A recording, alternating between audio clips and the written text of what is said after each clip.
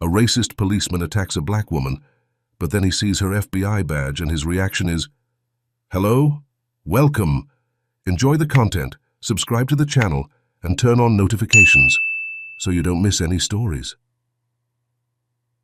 The rain fell mercilessly on the streets of Chicago, turning the asphalt into a black mirror that reflected the lights of the city. Officer Ethan Lawson watched the scene through the windshield of his vehicle, his attentive eyes scanning the almost deserted sidewalks. After 15 years on the police force, he believed he had seen it all, but something that night made him uneasy. Unit 27, we have a report of suspicious activity on the corner of 5th and Madison. Check it out. The radio crackled, breaking the silence. "Copy that, dispatch. On my way," Ethan replied, turning on the siren momentarily as he maneuvered the car down the soggy avenue. As he drove, his mind wandered back to his years of service. Ethan had always prided himself on his impartiality, on treating everyone equally before the law. That was what set him apart, he thought, from the policemen who let prejudice guide their actions. As he approached the location indicated, Ethan spotted a group of young people gathered under the awning of a closed store. Their furtive movements and frequent glances to the side triggered a warning in his trained mind. Parking the car a safe distance away, Ethan stepped out into the rain, feeling the icy drops penetrate his uniform. "Evening, lads," he called out, approaching cautiously. "Any trouble around here?" The young men looked at each other nervously before one replied, "No, sir. Just waiting for the rain to clear." Ethan nodded, but his instincts were telling him something was wrong. It was then that he noticed a lone figure walking quickly down the opposite sidewalk. A woman, curly hair stuck to her face by the rain, looking repeatedly over her shoulder.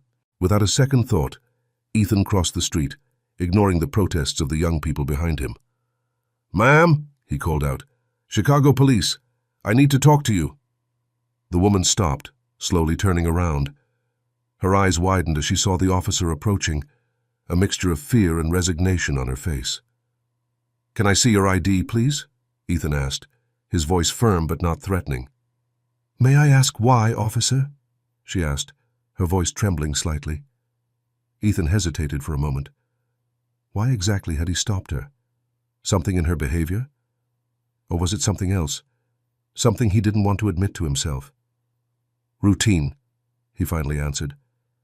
"We've had reports of suspicious activity in the area." The woman sighed, reaching for her purse.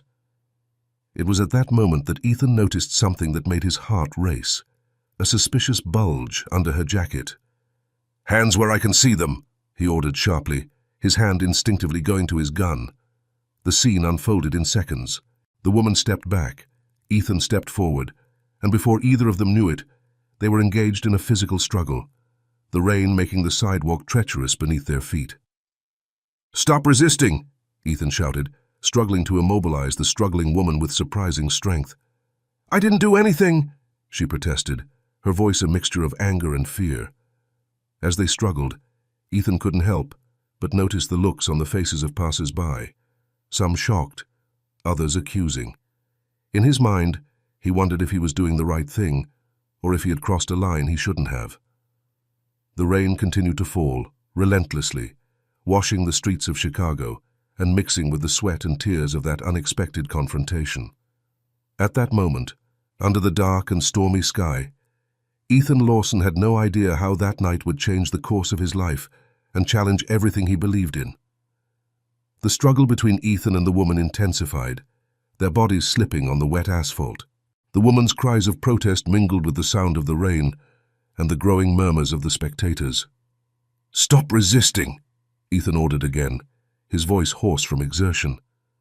In one swift movement, he managed to pin the woman to the ground. Just then something fell out of her pocket, sliding down the soggy sidewalk. Ethan froze as he recognized the object. A badge. "FBI?" he muttered in disbelief. The woman, panting, finally stopped struggling. "Agent Maya Robinson," she said, her voice a mixture of exhaustion and frustration. "If you'd given me the chance to explain." Ethan felt as if the ground had disappeared beneath his feet. He loosened his grip, allowing Maya to sit up. The rain continued to fall mercilessly, but neither of them seemed to notice. I don't understand, Ethan stammered, his face a mask of confusion and shame. Maya straightened her soaked clothes, retrieving her badge. "I'm on an undercover mission," she explained, her voice low so that only Ethan could hear. "Investigating corruption within the Chicago Police Department." The words hit Ethan like a punch in the gut. Corruption? In his department? He wanted to deny it, to argue that it was impossible, but something in Maya's determined gaze made him hesitate. Before he could answer, the radio on his shoulder crackled to life. "All units, we have an unauthorized demonstration forming in Millennium Park. I repeat, unauthorized demonstration in Millennium Park." Ethan looked at Maya, then at the crowd forming around them. The tension in the air was palpable. "Listen," Maya said urgently. "I know this is a shock, but we need to talk. There's a lot more at stake here than you realize." Ethan nodded slowly, his mind a whirlwind of conflicting thoughts. "My car is just over there," he said, pointing to the parked car. "Let's get out of this rain." As they walked towards the vehicle, Ethan couldn't help but notice the accusing glances from passers-by. He wondered how many of them had filmed the incident, how many would post it on social media, painting him as just another policeman abusing his authority. Inside the car, the silence was deafening, broken only by the sound of rain hitting the roof and the occasional distant thunder. "Why did you run?" Ethan finally asked, his hands gripping the steering wheel. Maya sighed, looking out the fogged-up window. "Because not all Chicago cops are like you, Ethan. Some are deeply involved in organized crime. I was following a lead when you approached me." Ethan felt a knot forming in his stomach. "Who?" he asked, dreading the answer. "I can't reveal any names yet," Maya replied, "but I can tell you that it goes all the way to the top. Captains, maybe even—" She was interrupted by the radio again. "Unit 27, what's your location?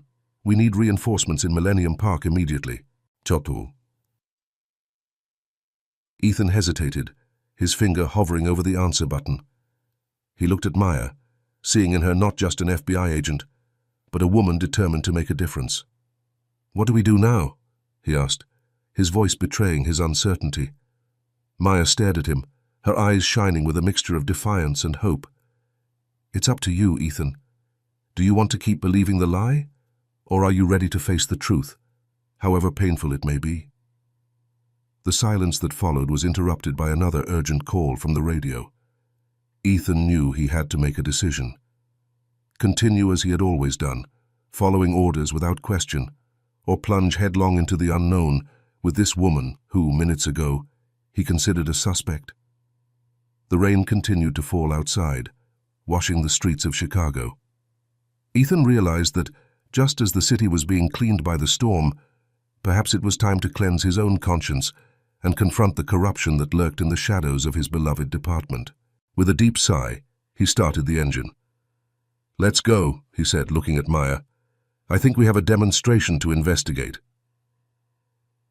As the car glided through the wet streets towards Millennium Park, Ethan knew he was crossing a line from which there would be no turning back. The future was uncertain, but for the first time in a long time, he felt he was doing the right thing. Ethan's car snaked through the soggy streets of Chicago, the windshield wipers fighting against the incessant rain. The silence inside the car was heavy, broken only by the occasional static from the radio and the muffled noise of approaching protests. Maya fiddled restlessly with her FBI badge, her eyes fixed on the road ahead. "Ethan," she began, her voice soft but firm, "before we get there, I need you to understand something. The corruption we're facing, it cost my brother his life." Ethan cast a quick glance at her, surprised. "Your brother?" Maya nodded, swallowing. "He was a bright young man, full of life. He was in the wrong place at the wrong time. He was killed by corrupt police officers who were covering up a trafficking operation." Ethan's stomach churned. He wanted to deny it, to argue that it was impossible, but Maya's gaze stopped him. "That's why I became an FBI agent," she continued. "To expose the truth and make sure no one else goes through what my family went through." Ethan parked the car a block away from Millennium Park. The shouts of the protesters were audible, even through the pouring rain. "Maya," he said, turning to face her, I'm sorry about your brother, but I need you to understand. Not all of us are like that. There are good policemen out there, people who really care." "I know," she replied, her eyes softening. "That's why I'm trusting you now." They got out of the car, the rain immediately soaking their uniforms. As they approached the park, the scene that greeted them was chaotic. Hundreds of protesters were shouting for justice, their placards drenched by the rain, but their voices strong and determined. "No more police brutality!" the crowd shouted. Ethan felt a lump in his throat. How many times had he ignored these voices, convinced that he was on the right side? Suddenly, his radio crackled. "All units, order to disperse protesters. Use of force authorized if necessary." Çabuk. Ethan and Maya exchanged alarmed glances. "This isn't going to end well," Ethan muttered. They watched with growing concern as a line of police in riot gear advanced towards the protesters. The tension in the air was palpable. "Ethan," Maya whispered urgently, "we need to do something. This could turn into a bloodbath." At that moment, Ethan spotted his captain, Richard Blackwell, giving orders to the front line. Something in the captain's posture, in the coldness of his eyes, made Ethan hesitate. "Captain," Ethan called out, stepping closer. "Sir, perhaps we should try a dialogue first. These are citizens exercising their right to protest." Blackwell glared at Ethan. "Officer Lawson, follow your orders or get out of the way." It was at that moment that Ethan noticed something that made his blood run cold. A small group of men, dressed as civilians but with a posture that shouted "police officer," were mingling with the crowd. They seemed to be instigating the demonstrators, pushing and provoking them. "Agents provocateurs," Maya muttered next to him, having noticed the same thing. The realization hit Ethan like a bolt of lightning. They were deliberately creating a situation to justify the use of force. "This isn't right," Ethan said, his voice shaking with anger and disappointment. He turned to Maya, seeing in her the same determination he felt growing inside him. "What do we do now?" he asked. Maya looked around, her eyes sparkling with an idea. "See those journalists over there? We need to expose this, now." Ethan hesitated for a moment, exposing his colleagues, his captain. That would change everything. His career, his life, everything would be at risk. But then he looked at the demonstrators, at the families and young people begging for justice. He thought of Maya's brother, and how many others could suffer if nothing was done. With a decisive nod, Ethan followed Maya towards the journalists. As they walked, the rain seemed to subside, as if the sky itself was holding its breath for what was about to happen. "My name is Ethan Lawson," he said, his voice steady despite the trembling in his hands. "And I have something you need to hear." As the cameras turned to them, and Maya began to explain the situation, Ethan knew there was no turning back. The world he knew was about to crumble. But from the ruins, perhaps, something better could emerge. The truth, however painful, would finally come out. Millennium Park had turned into a battlefield. On one side, protesters shouted for justice. On the other, a line of police in riot gear advanced menacingly. In the midst of this chaos, Ethan and Maya found themselves in front of a group of journalists, their words competing with the roar of the crowd and the patter of the rain. "What you're seeing here is not what it seems," Ethan began, his voice trembling but gaining strength with every word. "There are agents provocateurs in the crowd, undercover police inciting violence to justify a crackdown." The journalists exchanged incredulous glances, their cameras focused on Ethan and Maya. One reporter, her red hair stuck to her face by the rain, stepped forward. "Officer, are you aware of the implications of what you're saying?" Ethan swallowed, feeling the weight of his next words. "I am. And I'm prepared to face the consequences." Maya intervened, her FBI badge flashing under the camera lights. "We're in the middle of a federal investigation into police corruption in Chicago. What's happening here is just the tip of the iceberg." Suddenly a scream cut through the air. The line of police had begun to advance, shields raised and batons in hand. The protesters retreated in panic, some falling to the wet ground. "We have to do something," Ethan exclaimed, his instinct to protect the public fighting against his newfound distrust of the system. Maya grabbed his arm. "Ethan, think. If we intervene now, we'll lose our chance to expose all this." He hesitated, torn between the desire to help immediately and the need for deeper, more lasting change. At that moment, Captain Blackwell emerged from the line of officers, his eyes fixed on Ethan and Maya. "Lawson!" he roared. "What the hell do you think you're doing?" Ethan straightened up, facing his superior. "The right thing, sir. Something we should have done a long time ago." Blackwell stepped forward, his face contorted with anger, but stopped abruptly when he noticed the cameras. His gaze flicked between Ethan and the journalists, the realization of what was happening slowly forming in his eyes. "You have no idea what you're doing, Lawson," Blackwell hissed. "You're throwing away your career, your life." "No, sir," Ethan replied, his voice firm. "I'm finally honoring the oath I took to protect and serve." The tension in the air was palpable. The journalists captured every word, every glance exchanged between Ethan and Blackwell. The crowd of protesters, realizing that something significant was happening, began to calm down, their eyes fixed on the scene that was unfolding. Maya stepped forward. "Captain Blackwell, on behalf of the FBI, I am requesting that you order the immediate withdrawal of your men. This demonstration is peaceful and legal." Blackwell laughed bitterly. "You have no authority here, Agent. This is Chicago police business." "Not when there's evidence of systematic corruption," Maya retorted. The mention of corruption made Blackwell visibly pale. His eyes swept the crowd, the journalists, the police officers who were watching the scene with growing confusion. Ethan sensed a change in the air. Other police officers began to approach, some with expressions of doubt, others of anger. He knew they were at a turning point. "Listen up, everyone," Ethan shouted, his voice echoing through the park. "We're police officers. We're sworn to protect the innocent and uphold the law. Look around. Are those the values we're honoring here today?" A murmur went through the crowd. Some officers lowered their shields, looking at each other uncertainly.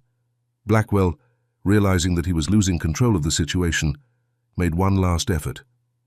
"Lawson, you're in custody for insubordination and obstruction of justice." Before anyone could react, Maya placed herself between Ethan and Blackwell. "No, he's not. Officer Lawson is under federal protection as a key witness in an ongoing investigation." The standoff that followed seemed to last an eternity. The rain, which had slowed to a fine drizzle, stopped completely, as if nature itself were holding its breath. Finally, Blackwell retreated. "All officers, fall back," he ordered, his voice laden with defeat and restrained fury. As the line of police officers crumbled and the protesters celebrated, Ethan felt a mixture of relief and apprehension. He looked at Maya, seeing the same understanding in her. This was only the beginning. The real battle was yet to come. "What happens now?" he asked softly. Maya smiled, a tired but determined smile. "Now, Ethan, we've changed things. For real."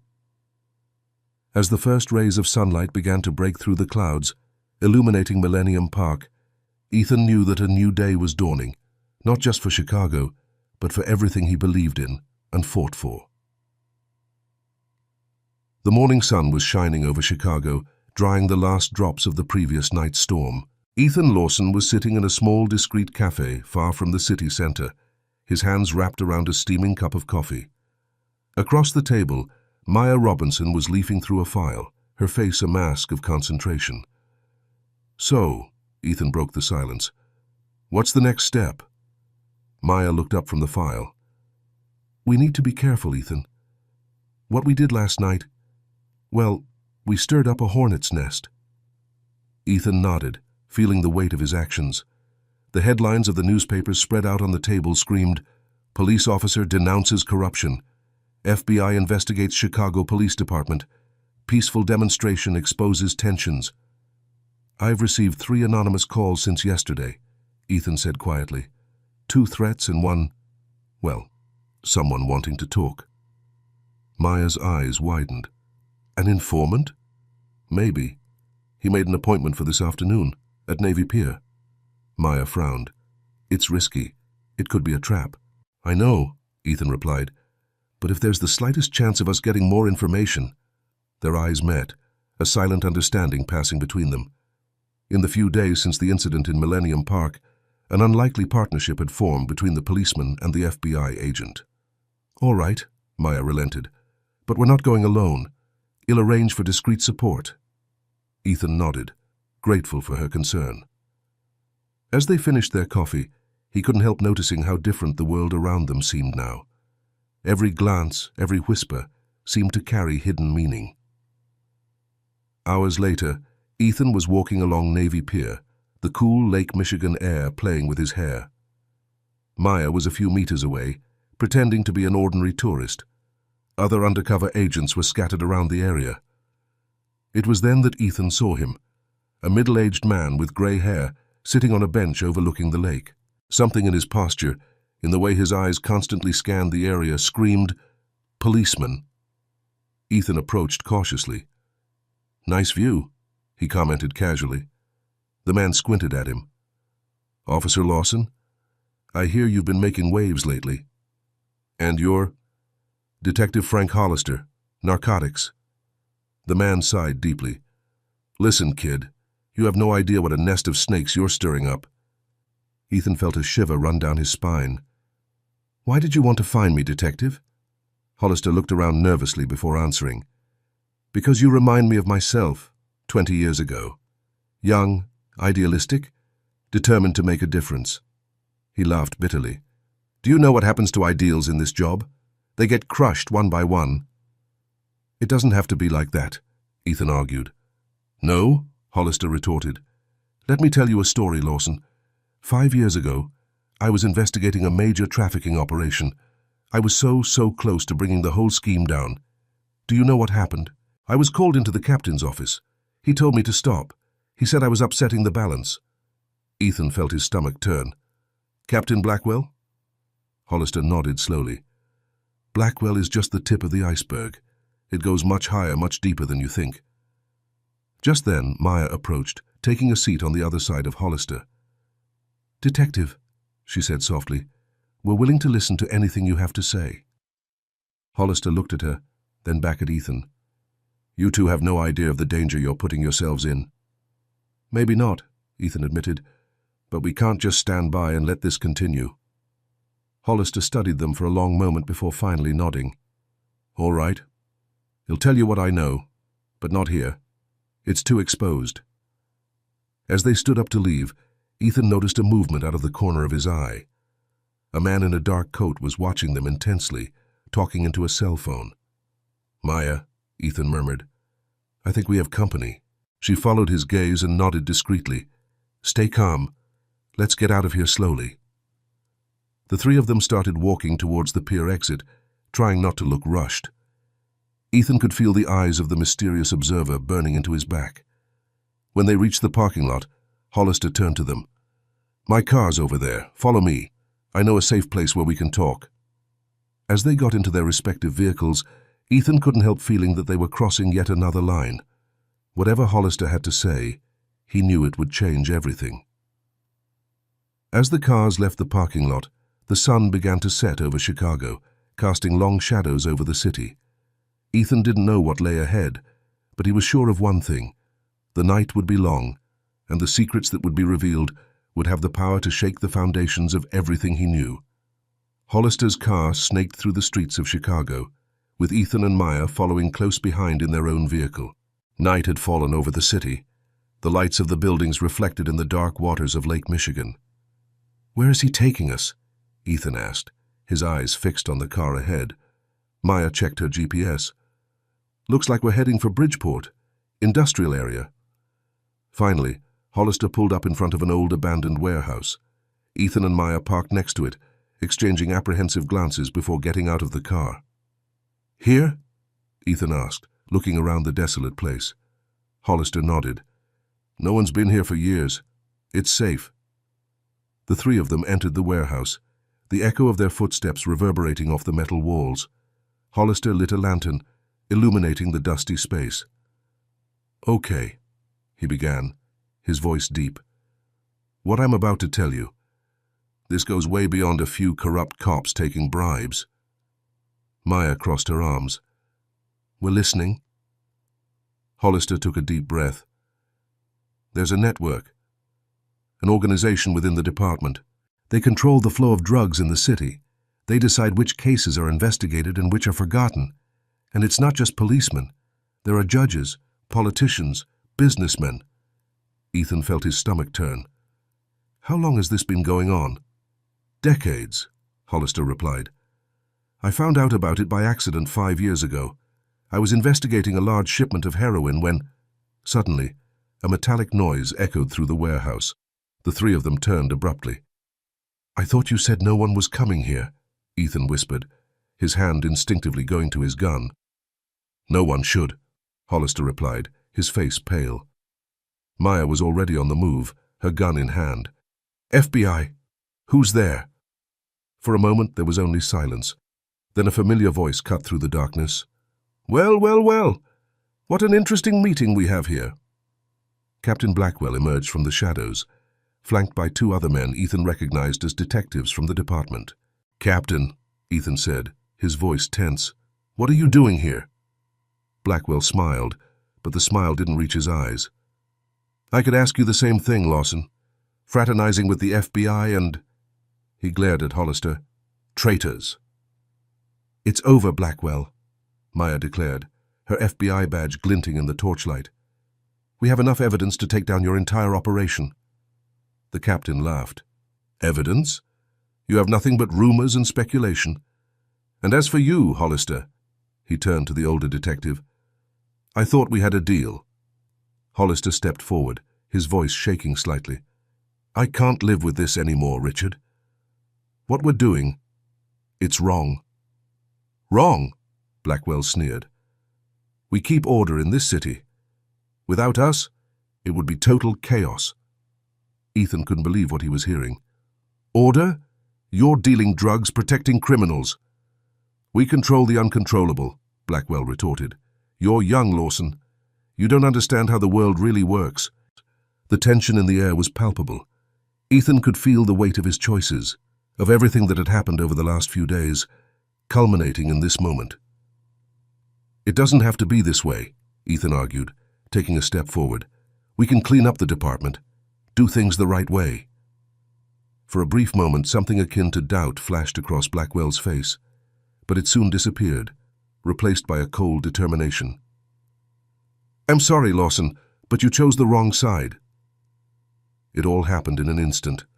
Blackwell made a move towards his gun, but Maya was quicker.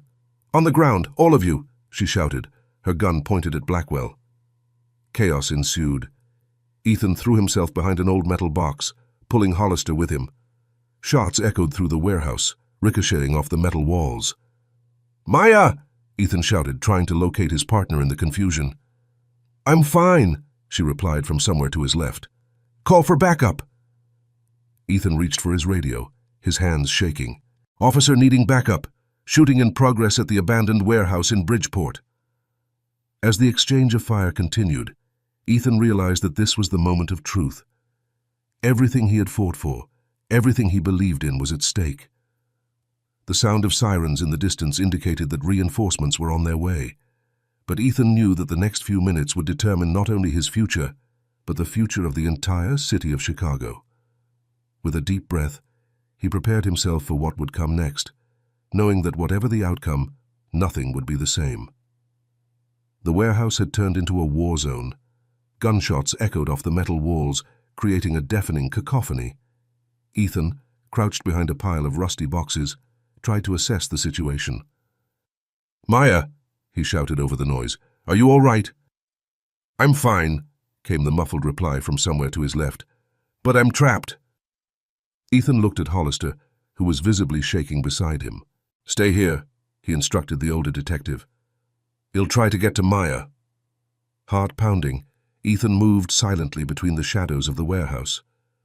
The gunfire had died down, but he could hear whispering voices, Blackwell and his men trying to regroup. Suddenly a cry of pain cut through the air. Ethan recognized the voice immediately. "Maya!" he shouted, abandoning all caution and running towards the sound. He found her leaning against a wall, clutching her left arm. Blood was oozing from between her fingers. "It's just a scratch," she said between her teeth, but Ethan could see the pain in her eyes.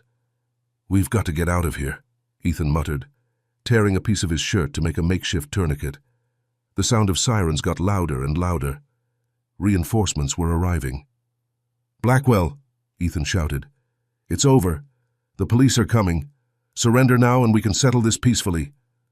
A bitter laugh echoed through the warehouse. "Peacefully? You still don't get it, do you, Lawson? There's no peaceful way out of this." Suddenly a shot rang out, followed by a scream of agony. Ethan recognized the voice. It was Hollister. "No!" Ethan shouted, his heart sinking. Maya grabbed his arm. "Ethan, we can't do anything for him now. We have to concentrate on surviving."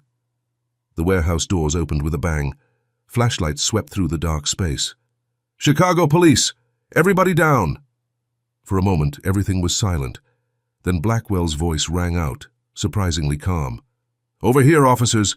We have a wounded officer and armed suspects." Ethan felt his blood run cold. Blackwell was trying to turn the tables, to paint them as the criminals.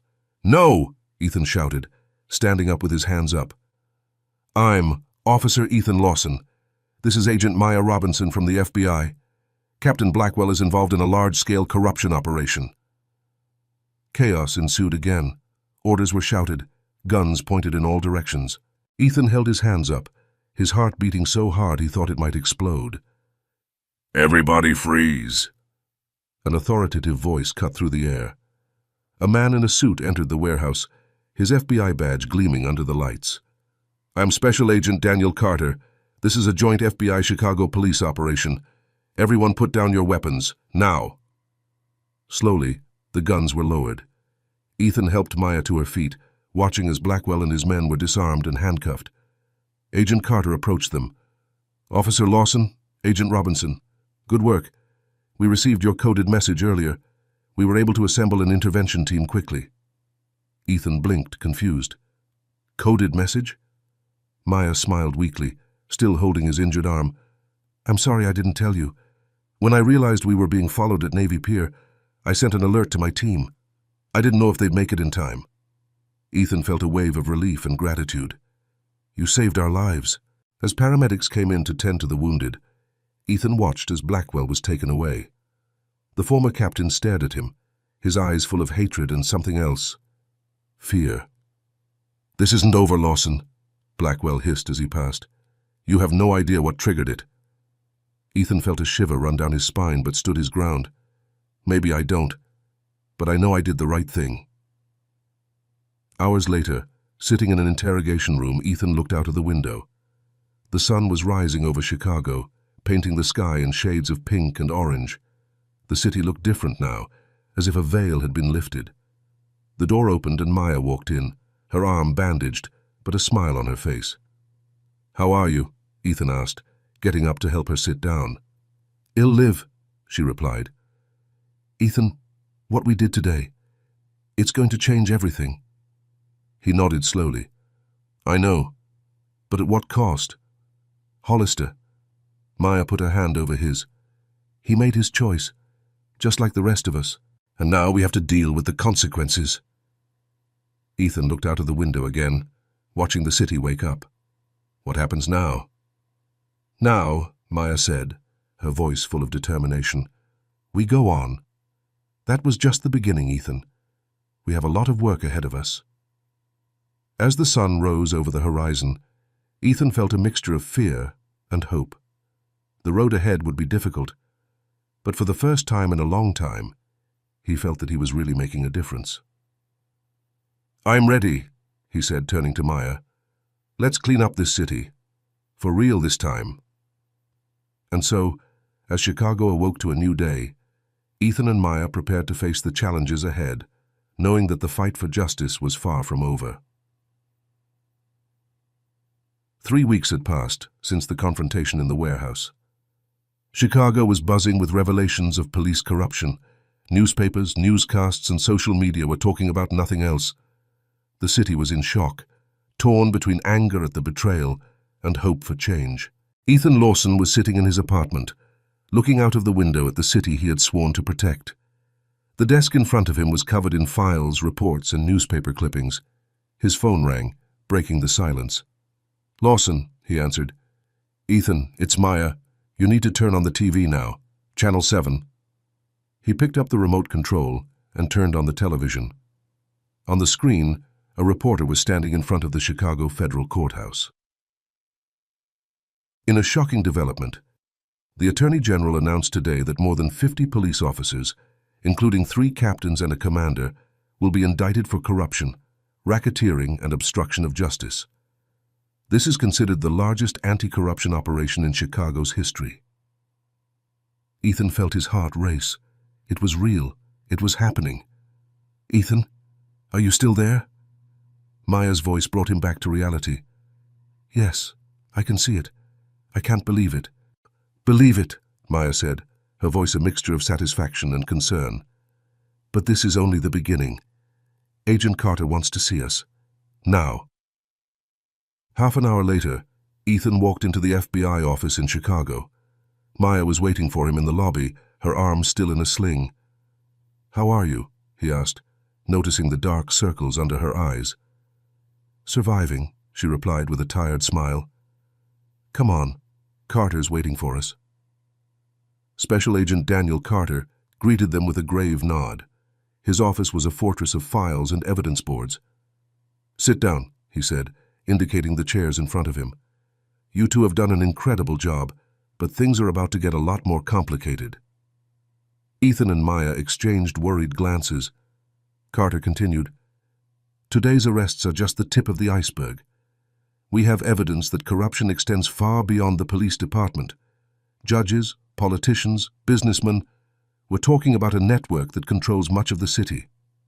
"What can we do?" Ethan asked, feeling the weight of responsibility on his shoulders. Carter pushed a thick file towards them.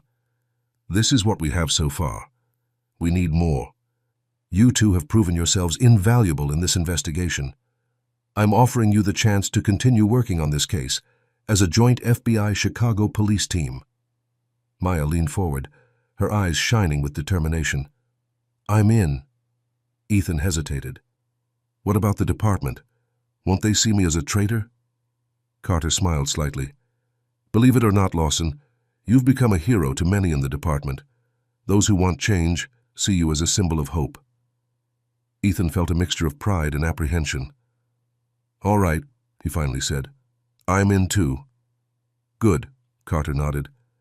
"Because you have a new mission. We've received information about a high-level meeting taking place tonight. Some of the big fish that escaped the net today will be there." He slid them an envelope. "All the details are here. You're going to go undercover, collect evidence. It's risky, but it could be our chance to dismantle the whole operation at once." As they left Carter's office, Ethan felt the adrenaline begin to rush through his veins. "Ready for another night of action?" he asked Maya. She smiled, a glint of excitement in her eyes. "Always. But Ethan..." "Yeah?" "Be careful. Remember, we're targets now. They'll do anything to stop us." Ethan nodded gravely. "I know. But we can't retreat now. We have a city to save." As they left the FBI building, the sun began to set over Chicago. The city lights came on, like stars in the growing darkness. Ethan couldn't help thinking that each of those lights represented someone who depended on them, someone who deserved a city free of corruption. "Let's do this," he said, more to himself than to Maya. And so, as night fell over Chicago, Ethan and Maya prepared for yet another battle in the war for the city's soul. The danger was real, the stakes were high, but their determination was unwavering. The real fight was just beginning. Night fell over Chicago like a cloak of black velvet, punctuated by the twinkling lights of the skyscrapers. In a dark alley on the outskirts of the Gold Coast, Ethan and Maya were preparing for their most dangerous mission yet. "Remember the plan?" Maya asked, adjusting the microphone hidden in her gala outfit. Ethan nodded, checking his gun before hiding it under his jacket. "Get in, record as much evidence as possible, and get out without being noticed. Simple. Maya smiled wryly. Simple, of course. The venue for the meeting was the Peninsula Chicago, one of the city's most luxurious hotels. Under the guise of guests for a charity event, Ethan and Maya entered the dazzling lobby. Names, please?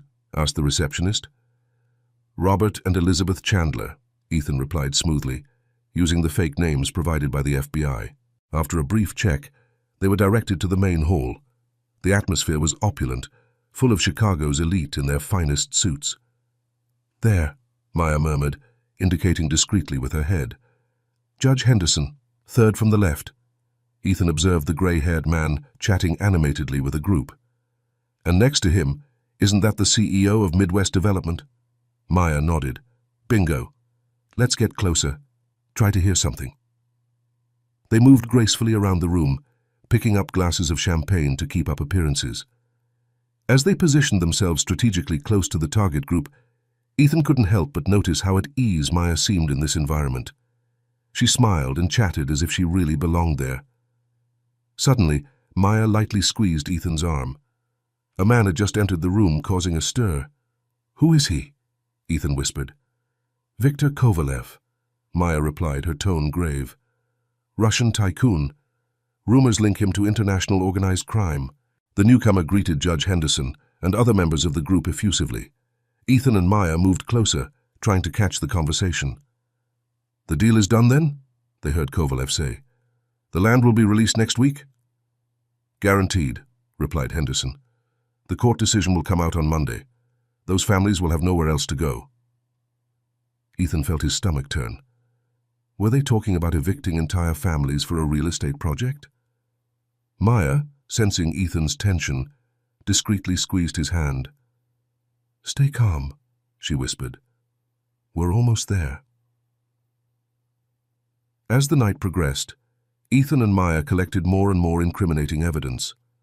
Bribes, extortion, illegal deals. The depth of corruption was frightening. It was almost time for them to leave when something went wrong. Hey, you? A deep voice sounded behind them. I know you from somewhere. Ethan turned around slowly, his heart racing. It was one of the detectives who had been with Blackwell in the warehouse. Sorry, Ethan replied, trying to remain calm. I think you've got me confused with someone else. The detective frowned, his eyes narrowing. No, I'm sure. Suddenly his eyes widened in recognition. Lawson! It's you! It all happened in an instant. The detective reached for his gun, Ethan pushed Maya behind a column, and the hall erupted in chaos. FBI! Everybody freeze! Maya shouted, drawing her gun and flashing her badge. Panic spread through the room. Guests were screaming and running in all directions. In the middle of the confusion, Ethan saw Kovalev and Henderson trying to escape through a side exit. Maya! They're getting away! He shouted, running after the suspects. The chase took them through the hotel corridors, down service stairs, and finally out a back door onto a dark street. Ethan and Maya emerged into the alley, guns drawn, only to find themselves surrounded. Kovalev, Henderson, and several others were there, all armed. End of the line, detectives, Kovalev said, his Russian accent more pronounced now. Did you really think you could bring down our entire empire? Ethan and Maya positioned themselves back to back, assessing the situation. They were outnumbered and outgunned. There's still time to do the right thing, Ethan tried, his voice firm despite the fear he felt. Henderson laughed bitterly. The right thing? Don't be naive, kid. There's no right or wrong in this game. Just power and money. The sound of sirens in the distance made everyone tense up. It's over, Maya declared. Reinforcements are on their way. Surrender now and maybe you'll get a deal. For a moment, no one moved. The tension in the air was palpable, like electricity before a storm. Then, in the blink of an eye, everything exploded into chaos. Gunshots echoed through the alley, bouncing off the walls. Ethan and Maya threw themselves behind a dumpster, returning fire. In the midst of the gunfire, Ethan saw a chance. Maya! Car on the right! On the count of 3! She nodded. understanding the plan without further explanation. 1, 2, 3. They ran, firing to create cover. They reached the car just as the first cars arrived on the scene. As the police and FBI swarmed the scene, Ethan and Maya watched, panting, leaning against the car. "We did it," Maya said, a tired smile on her face. Ethan nodded, adrenaline still coursing through his veins. "Yes, we did it. But something tells me it's not over yet." As they watched Kovalev, Henderson, and the others being handcuffed and taken away, Ethan couldn't help thinking about the long road ahead of them. Tonight's battle had been won, but the war against corruption in Chicago was far from over. The sun was beginning to rise over the horizon, painting the sky in shades of pink and orange. A new day was beginning for Chicago, and with it, the hope of a fairer and more honest future. 6 months had passed since the dramatic night at the Peninsula Chicago. The city was in a state of transformation, the shockwaves of the revelations still reverberating through every corner of Chicago. Ethan Lawson was standing in front of the mirror, adjusting his tie. His reflection showed a changed man, older, wiser, with eyes that bore the weight of battles fought and truths revealed. His phone vibrated. It was a message from Maya. "Ready for the big day?" He smiled, quickly typing a reply. "As ready as I can be." Today was the day of the final trial. Victor Kovalev, Judge Henderson, and several other city bigwigs would face justice. Ethan and Maya would be the key witnesses. Arriving at the courthouse, Ethan met Maya on the steps. She looked as nervous as he felt. "How are you?" he asked, placing a comforting hand on her shoulder. "Anxious," she admitted, "but ready. We've come too far to retreat now." Together they climbed the stairs, passing a crowd of reporters and curious citizens. Inside the courtroom, the air was charged with tension and anticipation. The trial unfolded throughout the day. Evidence was presented. Witnesses were heard. Ethan and Maya gave their testimonies, detailing the extensive network of corruption they had uncovered. During his lunch break, Ethan found a quiet corner in the corridor. He gazed out of the window at the city he had sworn to protect, reflecting on everything that had happened. "Penny for your thoughts." Maya's voice snapped him out of his reverie. He turned around, smiling tiredly. "Just thinking, was it worth it? All the danger, all the sleepless nights, the suspicious looks from former colleagues?" Maya approached, her gaze soft but determined. "Look outside, Ethan. Do you see those people? Families, workers, children? They deserve a city free of corruption, a city where they can trust those who have sworn to protect them. If we can give them that, even just a little, then yes, it was worth every second." Ethan nodded, feeling a wave of emotion run through him. "You're right, as always." The trial continued into the afternoon. Finally, after hours of deliberation, the jury returned with their verdict. "Guilty," the word echoed through the courtroom, followed by an explosion of emotions. Some cried with relief, others shouted in protest. Ethan and Maya exchanged looks of triumph, mixed with exhaustion. It was the end of a long journey, but they both knew it was only the beginning of a new era for Chicago. Leaving the courthouse, they were greeted by a crowd of reporters and citizens. Flashes went off. Questions were shouted from all sides. "Officer Lawson! Officer Robinson! How are you feeling after the verdict?" Ethan looked at Maya, who nodded encouragingly. He turned to the microphones. "Today, Chicago took an important step towards a fairer and more transparent future," he began, his voice firm. "But the work is far from over. Corruption won't disappear overnight. We need to remain vigilant, to keep fighting for what is right." Maya stepped forward. "This case has shown that when good police officers and brave citizens come together, we can make a difference. We hope it inspires others to speak out, to fight for integrity in all spheres of society." As they answered more questions, Ethan noticed a familiar face in the crowd. It was the young policeman he had mentored months ago, before all this began. The young man smiled and nodded in approval. Ethan felt a surge of hope. Maybe, just maybe, they really were changing things. Hours later, Ethan and Maya were sitting in a quiet bar, away from the hustle and bustle of the media. They toasted silently, the unnecessary words between two partners who had faced hell together. "What now?" Ethan finally asked, breaking the comfortable silence. Maya smiled, a glint of determination in her eyes. "Now? Now we continue. There's a lot of work to be done, Ethan. Chicago needs us." Ethan nodded, feeling a mixture of exhaustion and renewed energy. "You're right. The fight goes on." They left the bar, walking side by side through the streets of Chicago. The city looked different now, brighter, more full of possibilities. On the horizon, the sun was setting, painting the sky in shades of orange and pink. It was the end of a chapter, but the beginning of a new story for Chicago. A story of hope, of integrity, of justice. Ethan and Maya walked towards the sunset, ready to face any challenge the future might bring. They had crossed the chasm between law and prejudice and emerged stronger on the other side. Chicago had a long road ahead, but with advocates like Ethan and Maya, there was hope. The Windy City was ready for a new dawn. If you were in Ethan Lawson's shoes, knowing that exposing corruption could put your life and career at risk, but could also positively transform the entire city, would you have the courage to go ahead? What factors would weigh more heavily in your decision? Personal safety or the greater good of the community?